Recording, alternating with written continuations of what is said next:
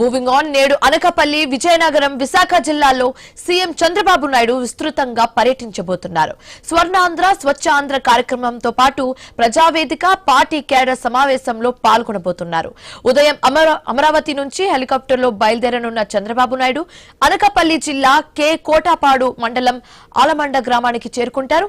అక్కడ స్వర్ణాంధ్ర స్వచ్ఛాంధ్ర కార్యక్రమంలో పాల్గొంటారు.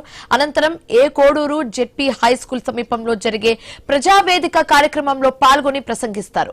అండ్ ఆల్సో మధ్యాహ్నం పార్టీ క్యాడర్ సమావేశంలో పాల్గొన్న తర్వాత విజయనగరం జిల్లా ఎస్ కోటాకు వెళ్లనున్నారు సీఎం.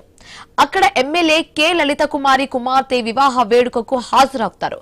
ఆ తర్వాత విశాఖకు చేరుకుని నోవాటల్లో జరిగే 2వ బ్రిక్స్ యువజన క్రీడల మంత్రుల సమావేశాలు 2026లో చంద్రబాబు నాయుడు పాల్గొంటారు. విశాఖ పర్యటన ముగించుకుని రాత్రికి అమరావతి చేరుకుంటారు సీఎం చంద్రబాబు నాయుడు.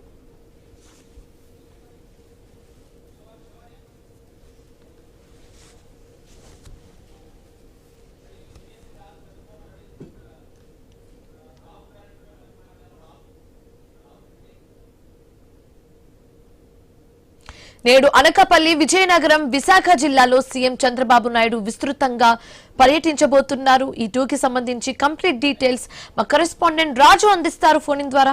రాజు,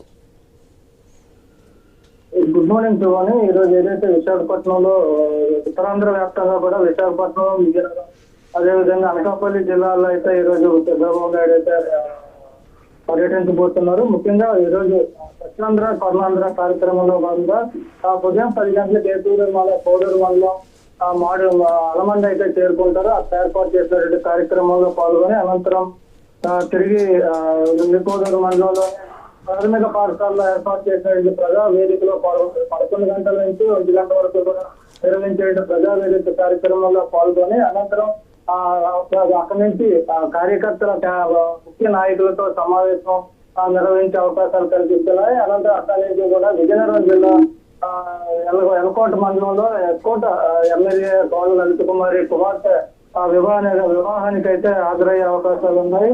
ఇదంతా కూడా మధ్యాహ్నం సాయంత్రం వరకు కూడా ఈ కార్యక్రమాలు నిర్వహించిన అనంతరం అక్కడి నుంచి తిరిగి విశాఖపట్నం చేరుకొని విశాఖపట్నంలో సాయంత్రం నోవాటల్లో నిర్వహించేటువంటి బ్రిక్ దేశాల క్రీడా సమావేశాల్లో పాల్గొనే అవకాశం ఉంది.